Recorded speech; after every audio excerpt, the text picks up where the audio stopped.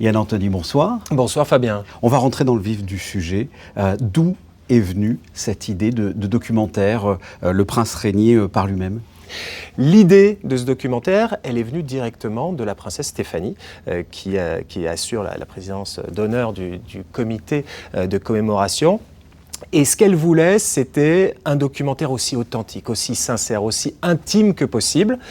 À partir de là, on s'est dit comment est-ce qu'on peut être au plus proche de ce que le prince régné aurait voulu, tout simplement en le faisant parler lui-même. Et donc c'est le défi qu'on s'est lancé, et si on permettait au prince régné de raconter lui-même son histoire, c'est ce qu'on a fait. C'était un défi. C'est ça l'originalité, parce qu'effectivement les histoires, la rencontre avec Grace Kelly, les conflits avec De Gaulle ou Nazis, on les connaît, mais effectivement là c'est lui qui raconte toute cette histoire du début à la fin. Alors vous dites qu'on les connaît. C'est ça qui a été intéressant aussi en préparant ce documentaire, c'est que je me suis rendu compte que les moins de 30 ans, c'est une histoire qu'ils ne connaissent pas si bien que ça. Ouais.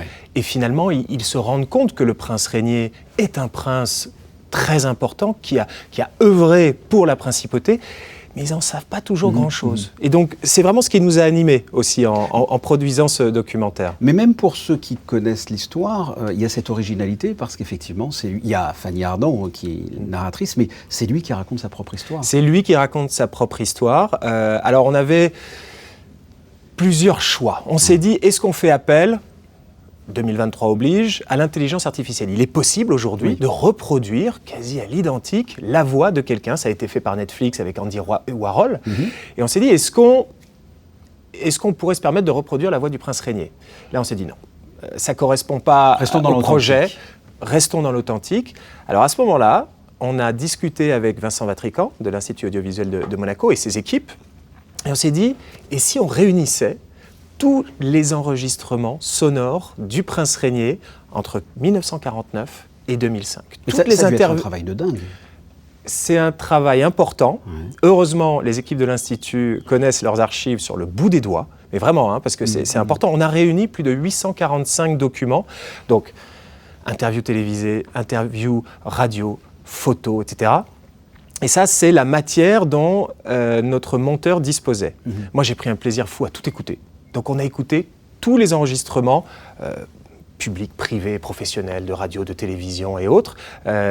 Et donc j'ai passé des dizaines d'heures à écouter, à retranscrire les propos du prince régné, à les répartir par thème, les animaux, l'ONU, le cirque. Et c'est comme ça ensuite qu'on raconte l'histoire. Et en mettant bout à bout des extraits d'interviews, on arrive à raconter, à tirer finalement le fil de sa vie. Mais pour cela, malheureusement, on ne pouvait pas tout faire uniquement avec sa voix. Donc on a ressenti le besoin d'avoir également un narrateur, en l'occurrence une narratrice, et là c'est aussi la princesse Stéphanie qui a eu l'idée, qui avait la légitimité, qui avait le talent, qui avait la voix, quand même une voix à mettre à côté de celle du prince régné dans le film, donc c'était important. Tout de suite, elle a pensé à Fanny Ardant. Avec une légitimité à Monaco, puisque son papa travaillait au palais. Son papa, le colonel, d'abord le capitaine, puis le colonel Jean Ardant, a été le précepteur du prince régné à Montpellier lorsqu'il passait son bac, et ensuite est devenu le gouverneur du palais. Donc Fanny a passé son enfance à Monaco. Et l'enregistrement de sa voix était un moment fantastique, parce qu'elle a un tel attachement pour Monaco, mais surtout pour le prince régné et pour la princesse Grace. C'était sincèrement émouvant. Je ne m'attendais pas à ce que ce soit aussi émouvant. Et cadeau bonus, c'est mon cadeau de Noël, dans les prochaines semaines, on va réenregistrer la voix de Fanny, mais en anglais cette fois, parce que le documentaire va être diffusé sur un grand réseau américain. Je ne peux pas le dévoiler, mais c'est très connu et c'est une très bonne nouvelle pour nous, pas simplement pour nous en tant que producteurs ou réalisateurs, mais même pour la principauté, parce que ça veut dire que le prince régné va être vu, son histoire va être vue aux États-Unis sur un grand network.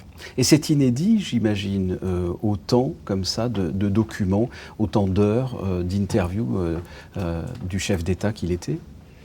Inédit. Il n'y a pas eu beaucoup d'autres documentaires sur le prince régné en lui-même, où on l'entend autant. Alors, on n'a jamais retrouvé de documentaire spécifiquement sur le prince régné, sur son œuvre, sur l'œuvre de sa vie. Et c'est ça qu'on a voulu faire. Parce que le prince Régnier, il avait une personnalité assez intéressante. C'est-à-dire qu'il est omniprésent ici à Monaco, mais le prince Régnier, il se mettait derrière Monaco. C'était d'abord Monaco, lui après, et ensuite, à partir de 1956, c'était la princesse Grace qui prenait toute la lumière, et tous les photographes étaient sur elle, et lui, il faisait un pas de côté. Et donc, il mettait un petit peu la princesse et sa beauté, son rayonnement en avant. Et nous, on a voulu faire le contraire. on a voulu dire, Monseigneur, s'il vous plaît, racontez-nous votre histoire. On a envie de passer 1 heure avec vous. On a envie que vous confiez sur votre règne, sur ce que vous avez voulu faire, sur ce que vous avez réussi à faire. Et qu'avez-vous appris comme ça en écoutant ces heures et ces heures d'interview? Vous avez appris des choses vous-même? Tellement de choses. Tellement de choses. Alors, le fil rouge, parce que ça a été assez simple, ça a été assez bête et méchant. Moi, je me suis contenté d'écouter. J'ai pas trop lu tout ce qui a été écrit ou écouté ce qui a été dit sur lui, parce que ça lui plaisait pas trop. Lui, il considérait qu'il y avait une fausse image donnée de Monaco à travers la presse. Donc c'est pour ça que j'ai voulu vraiment m'attacher à ce que lui pensait, à ce que lui aurait voulu que le film de sa vie raconte.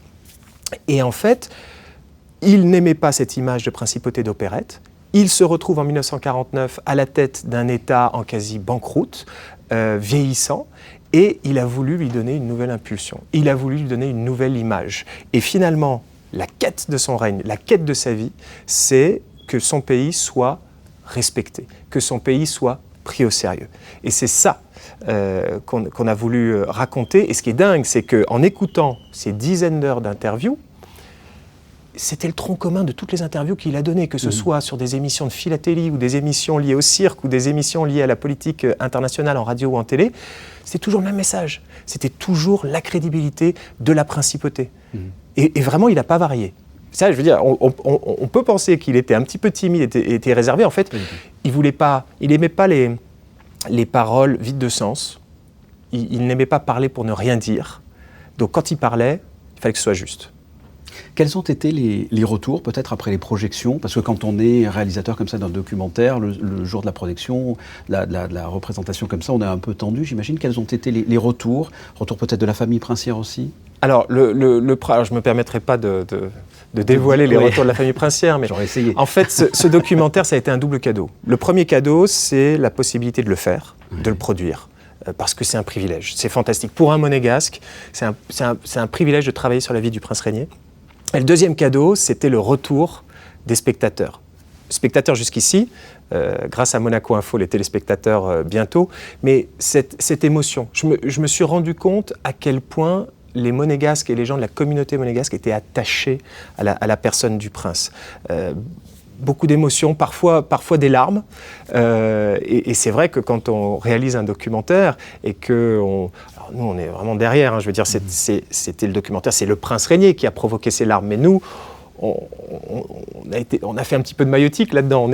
On amène les gens à mieux connaître la vie du prince Régnier. Et ça, c'était le deuxième cadeau, vraiment, de pouvoir vivre ça et de pouvoir transmettre, aider à transmettre cette histoire du prince Régnier pour que les plus jeunes, moi j'ai 3 filles, elles savent que le prince Régnier c'était le mari de la princesse Grace, elles savaient que c'était un prince très important, mais elles ne connaissaient pas bien sa vie. Alors elles ne s'intéressent pas toujours à toutes mes productions, parfois il faut les forcer un peu pour qu'elles regardent ce que fait papa à la télé, mais là elles ont vraiment pris beaucoup de plaisir à le regarder. Yann Anthony, merci. Merci à vous pour votre accueil.